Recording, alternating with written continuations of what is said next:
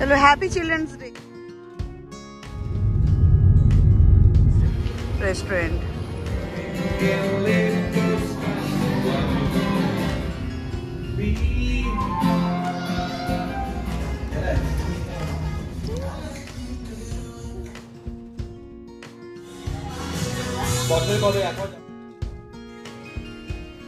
Hello everyone, I am Atreyee. Welcome back to my channel everyday echoes Atreyee. आज के নিয়ে এসেছি শিশু দিবসের একটা ছোট্ট ব্লগ। বেঙ্গালুরুতে বেশ কিছুদিন ধরেই খুব বৃষ্টি হচ্ছে, আর এই অসময়ের বৃষ্টির মূল কারণ হলো চেন্নাইয়ে এখন বর্ষাকাল চলছে, যার প্রভাব এসে পড়েছে বেঙ্গালুরুর আবহাওয়াতেও। সেই বৃষ্টির জলে জিয়া কেমন কাগজের নৌকো বানিয়ে খেলছে দেখুন। আর ওর এই নৌকো ভাসানোর মাঝে আমরা যেন আমাদের ছোটবেলাটাকে খুঁজে পাই। শিশু মনের নিষ্পাপ আনন্দটা ঠিক এইরকমই থাকা উচিত। তেমনি ওকে দেখে আমরাও মেতে উঠলাম কাগজের নৌকো ভাসাতে।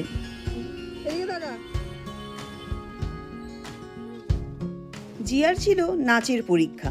এই বৃষ্টি বাদলের জন্য ম্যামরা কেউ এসে উপস্থিত হতে পারেনি, তাই হচ্ছে অনলাইন ডান্সের এক্সাম। সাজিয়ে দিয়েছি বেশ সুন্দরভাবে, দেখতেও বেশ মিষ্টি লাগছিল। অল্প বিস্তর আপনাদেরকে একটু দেখিয়ে দিই।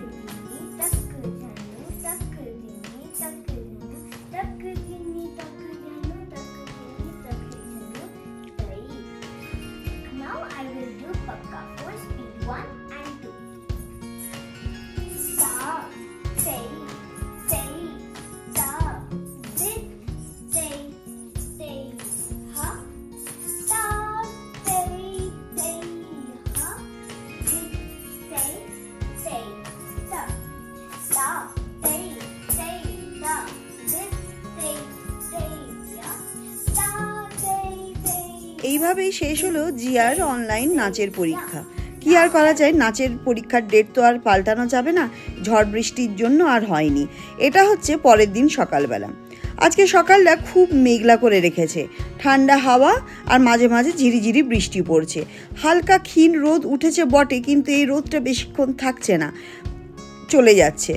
আর এই রোদটা গায়েও লাগছে না। শীতকালের যেরকম রোদ হয় ঠিক সেই রকমই, যেন চারপাশে এক আলস্যের পরিবেশ এনে দিয়েছে।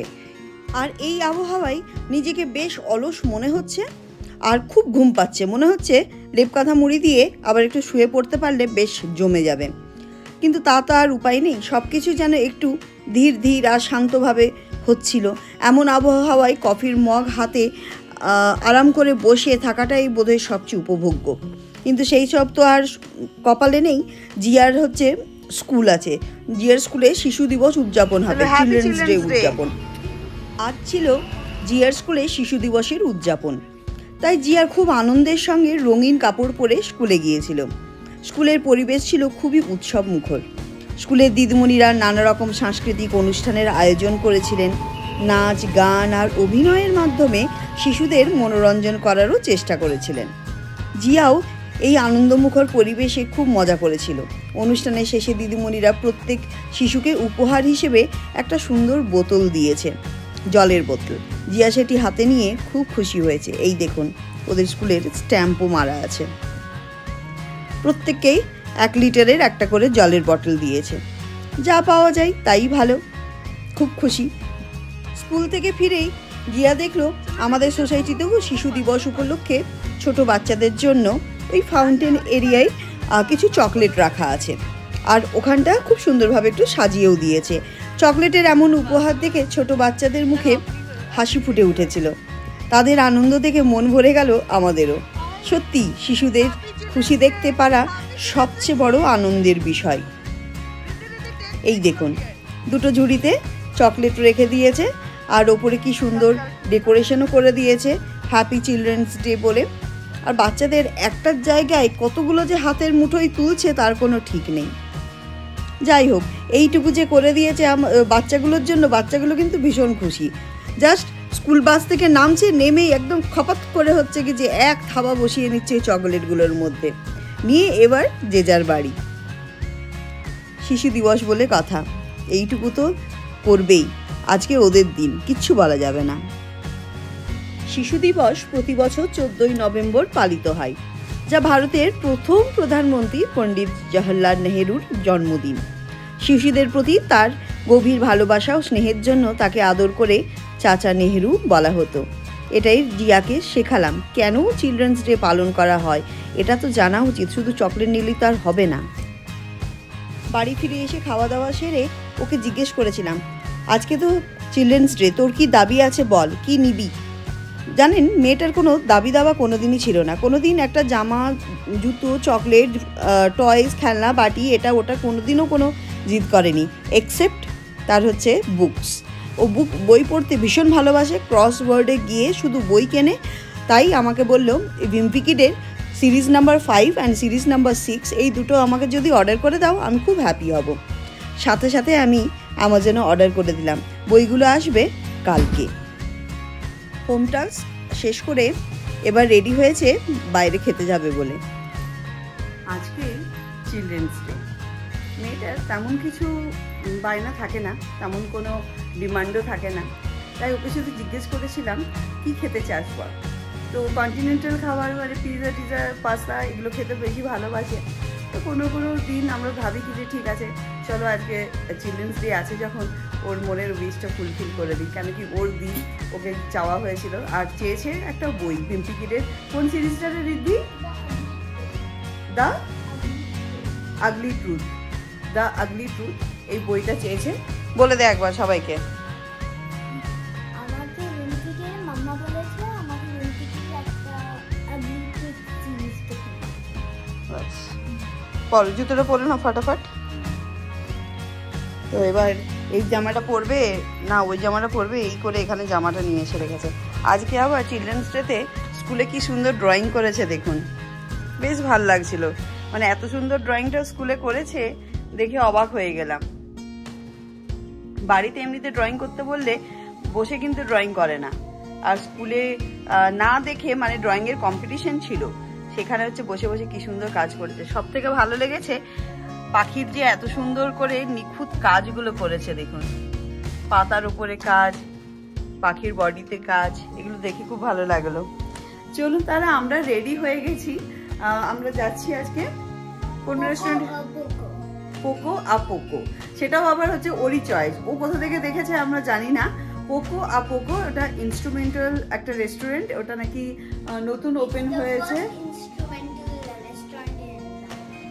The first instrumental restaurant in Bangalore. তো ভেবে দেখুন কত কিছু হচ্ছে কি যে মাথায় রাখে, আমরা ভাবি কি যে ও কিছু জানে না হয়তো, কিন্তু সব কিছু জেনে বসে আছে। তো চলুন আজকে ওকে নিয়ে যাওয়া হচ্ছে ওখানে। আর বাকিটা হচ্ছে আমাদের বাড়ি থেকে বেশি দূর নয় না, 5 কিলোমিটার দেখালো।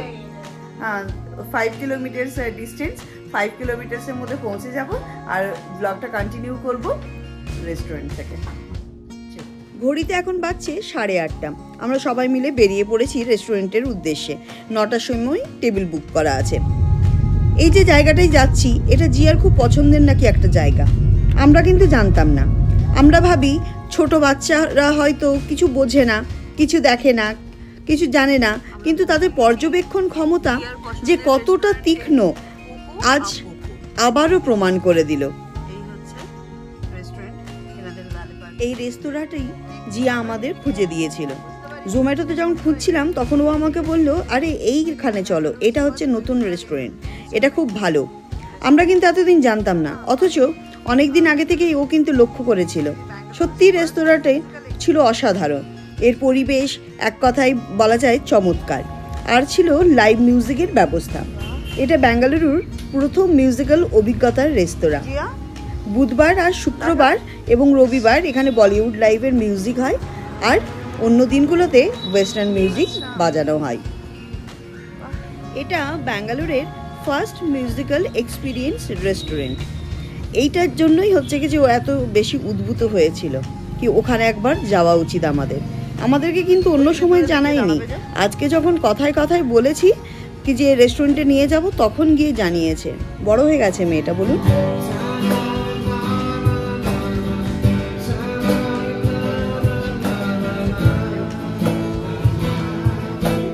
অনেকদিন পরে লাইভ মিউজিক শুনলাম, বেশ ভালো লাগলো, ভালো লাগছিল ইনফ্যাক্ট।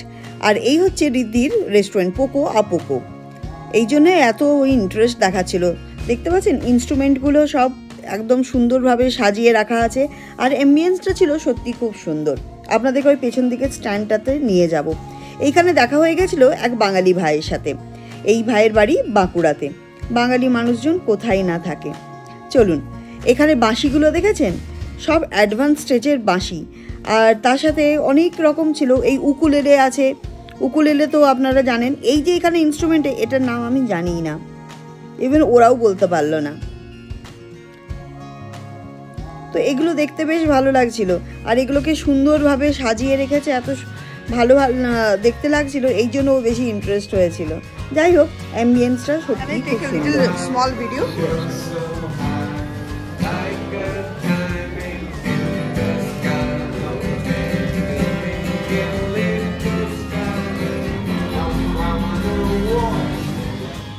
ওনাদের কাছে গিয়েছিলাম, এই ভদ্রলোক বাঁশি বাজান। তো ওনাকে বললাম কি যে এগুলো সব অ্যাডভান্স স্টেজ না বিগিনার্সদের জন্য রয়েছে? উনি বললেন কি যে সব অ্যাডভান্স স্টেজের বাঁশি। ওনারা এখানে পারফর্ম করেন মঙ্গলবার আর বৃহস্পতিবার।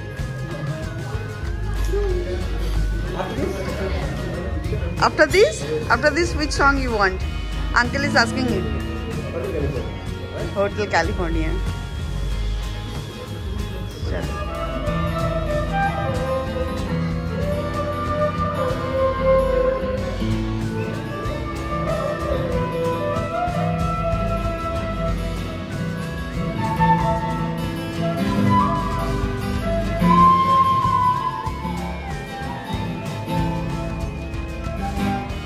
জাস্ট অসাধারণ, এত সুন্দর ফ্লুট, মানে বাঁশিটা বাজাচ্ছিলেন যে কি বলবো। কিন্তু কপিরাইটের ভয়ে এর থেকে বেশি আমি আর নিলাম না, তাও জানি না এটাও কপিরাইট হয়ে যাবে কি না। খুব ভালো লাগছিল, একদম জমে গিয়েছিল ওই জায়গাটা, এত সুন্দর পরিবেশটা সৃষ্টি হয়েছিল, সেটা কিভাবে বলবো।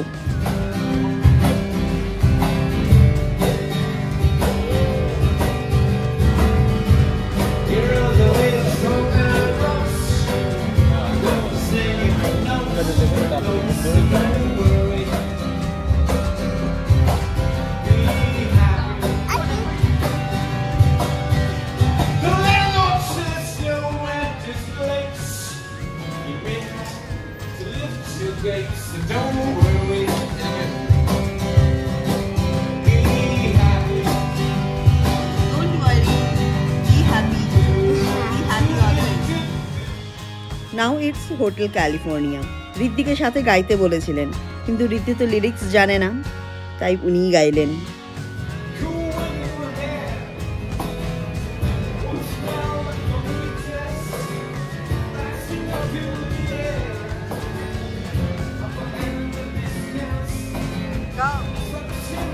হোটেল ক্যালিফোর্নিয়া শুনে আমরাও একটু নস্টালজিক হয়ে যাচ্ছিলাম, কেন কি এটা তো আমাদের সময়ের ব্র্যান্ডের গান।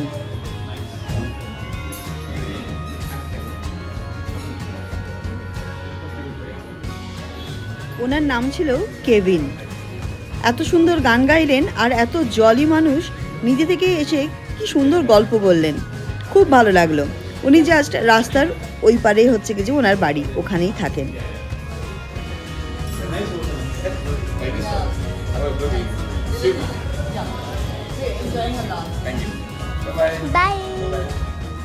ফাইনালি চলে এসেছে ঋদ্ধির পছন্দের খাবারগুলো। খুব ছিমছাম কয়েকটা গুটি কয়েক খাবার নিয়েছিলাম, রাতের জন্য এটা যথেষ্ট। রেস্তোরাঁর খাবারের গুণগত মানও ছিল দুর্দান্ত। আমরা জিয়ার পছন্দ অনুযায়ী খাবারগুলো অর্ডার করেছিলাম, যা সে বেশ আনন্দের সঙ্গেই খেয়েছে। ওর যেটা পছন্দ সেইটুকুই হচ্ছে নিয়েছিলাম। লাইভ মিউজিকের সঙ্গে খাবার উপভোগ করার এই অভিজ্ঞতা ছিল সত্যিই মনোমুগ্ধকর।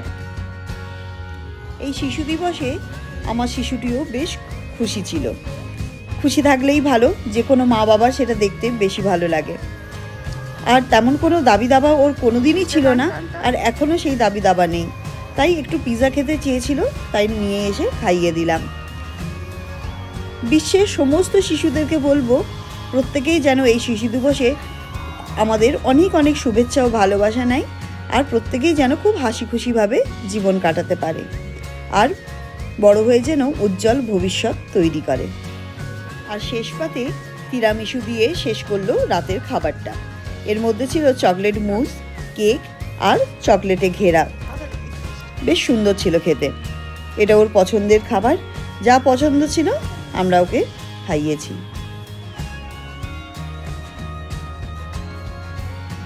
আর জিয়ার বাবা নিল শেষ পাতে একটা কফি, চকোমোকা কফি। কফিটাও খেতে কিন্তু বেশ ভালো ছিল। চলুন, দিনের শেষে আমরা খুব খুশি মনে বাড়ি ফিরলাম।